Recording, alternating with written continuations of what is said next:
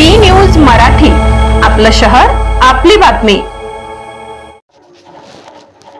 ग्रामसेवकाची पुन्हा त्याच निवडीची बॅनरबाजी, गटविकास अधिकाऱ्यांचा वचक नेमका कुणावर? ग्रामसेवकांकडून शासकीय नियम धाब्यावर, जिल्हा परिषदेच्या वरिष्ठ स्तरावरून कारवाईची अपेक्षा। दिंडोरी। काही दिवसांपूर्वी दिंडोरी तालुक्यातील एका ग्रामसेवकाने नाशिकच्या पतसंस्थेच्या चेअरमनपदी निवडीचा फलक दिंडोरीच्या पंचायत समितीच्या प्रवेशद्वारावर लावल्याने अनेक चर्चांना उधाण आले होते। यावर गटविकास अधिकाऱ्यांनी संबंधितांना समज देत ते फलक काढून घेण्याच्या सूचना दिल्या। ते फलक हटले, परंतु पुन्हा एकदा त्याच ग्रामसेवकाचा त्याच निवडीचा फलक वणी बसस्थानकाबाहेर लावत पुन्हा एकदा प्रशासनाला आवाहनच दिले की काय, अशी चर्चा सुरू आहे। सर्वसामान्य जनतेला कायद्याचा धाक दाखवणाऱ्यांना स्वतःसाठी सर्व काही माप असते का?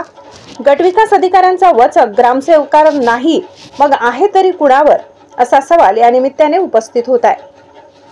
काही दिवसांपूर्वी दिंडोरी पंचायत समितीत एका ग्रामसेवक संघटनेच्या पतसंस्थेच्या चेअरमन पदाच्या निवडीबद्दल शुभेच्छा देणारे होर्डिंग्स पंचायत समितीच्या प्रवेशद्वारावर लावले होते।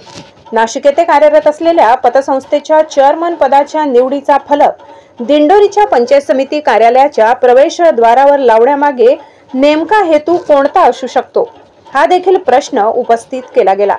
हा फलक लावताना गटविकास अधिकाऱ्यांनी परवानगी दिली असेल का?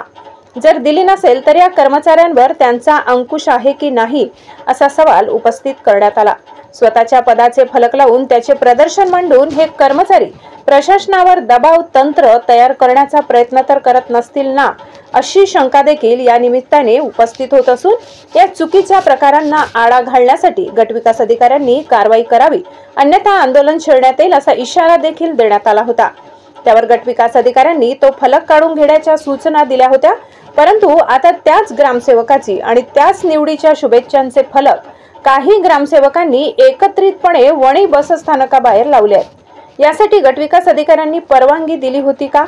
नसेल तर ग्रामसेवकांवर गटविकास अधिकाऱ्यांचा अंकुशच नाही की काय, असा सवाल उपस्थित होत आहे। संघटनेचे पदाधिकारी म्हणून वावरत असताना लोकप्रतिनिधींचा वरद हस्त डोक्यावर असल्याची जाहिरात करून जनतेचे आपण सेवक असल्याचा विसर या ग्रामसेवकांना पडत आहे।